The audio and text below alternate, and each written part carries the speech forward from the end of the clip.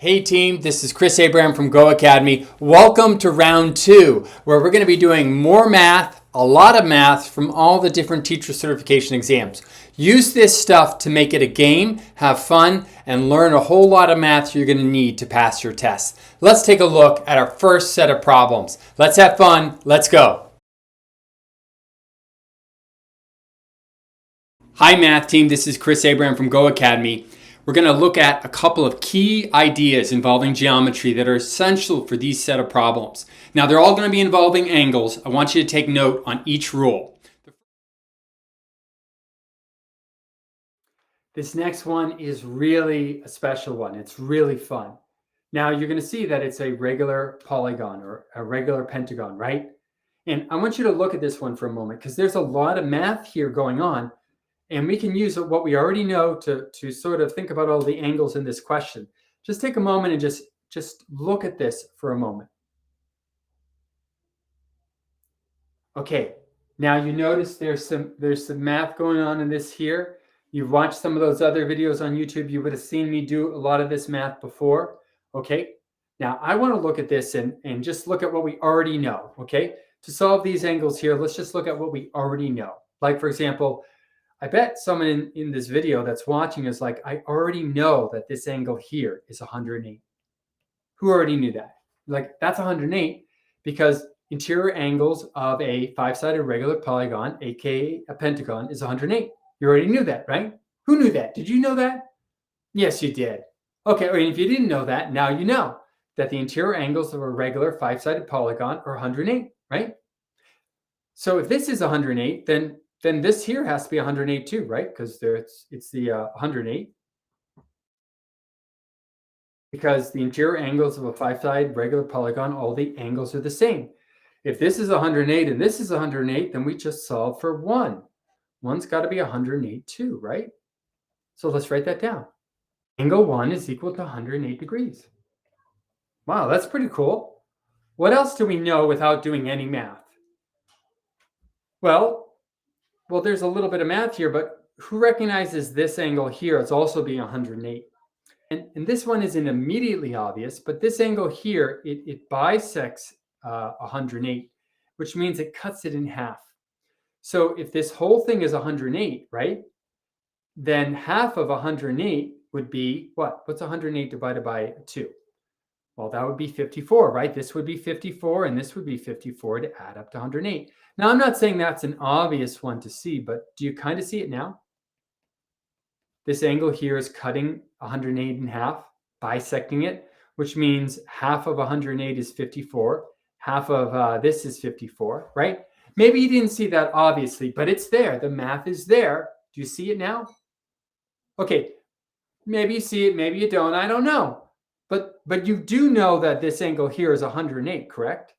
So you're like, yeah, I can absolutely see, Chris, that angle there is 108 because it's in one of these angles here, right? Well, I bet we could use 108 here and we could solve for 7. If we know that this is 108 plus 7, well, we could figure out that has to add up to 180, right? So 6 plus 5, which adds up to 108, right? Plus 7, it forms a straight line, the supplementary angle rule, okay? We could solve for 7 by doing a little bit of algebra, or in this case, subtracting. And guess what? We've done these calculations before, team, right? 7 is equal to 180 minus 108, or 72. Okay, I'm just writing this down here. Now, we're doing stuff that we already know, right? So look at using this math that we already know. We already know that 1 is 108.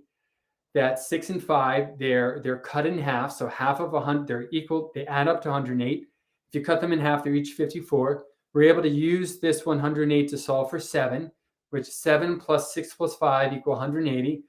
Using a little bit of math, we were able to find out that 7 is 72. You probably knew that this meant this is 90 and this is 90, right? So 3 here would be 90, right? That feels like we could have done that a little earlier, but we're doing it now, right? This is 90. This is 90. And if we know that this is 90 and this is 54, right? Can we solve for this one right here? Well, we can solve for this one in a bunch of different ways, but let's just use our interior angle rule. We know that when we have a triangle, the interior angles of a triangle, they all add up to 180 degrees. So we could be like A plus B plus C all add up to 180 degrees. So in this case right here, it could be like 54 plus 90 plus what equals 180. We could write that out. 54 plus 90 plus C equals 180.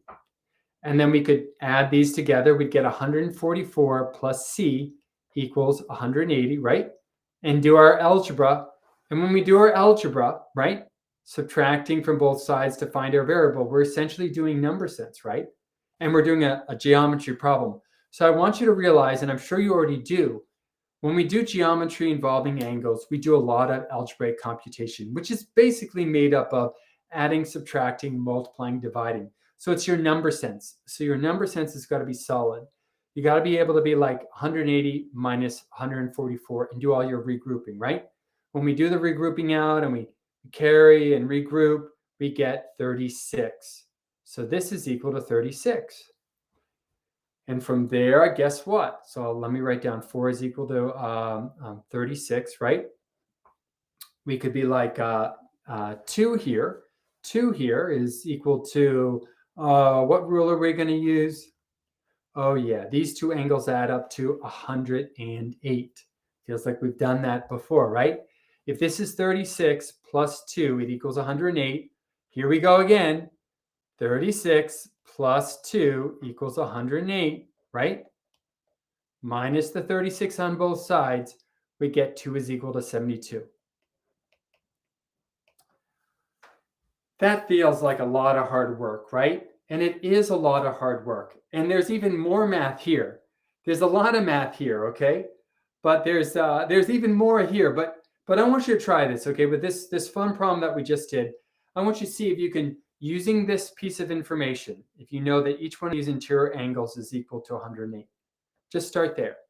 If angle 1 here, angle 1 is equal to 108, use that math information to solve for 2, 3, 4, 5, 6, and 7.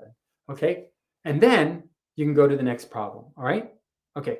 All right, team, I hope you enjoyed this video. If you did, I want you to give it a big thumbs up. Believe it or not, there's not a whole lot of teachers out there that are taking these exams. You're one of the few. So if you like it, you learned something, give it a big thumbs up, share it with a friend. Maybe check out a workshop. You can go to GOHacademy.com at www.GOHacademy.com. I'm sure you'll find those live workshops that we hold very helpful. So check it out. All right, team. This is Chris Abraham from GOHacademy. Everyone have a great day. I'll see you in class. Take care, team. Bye-bye.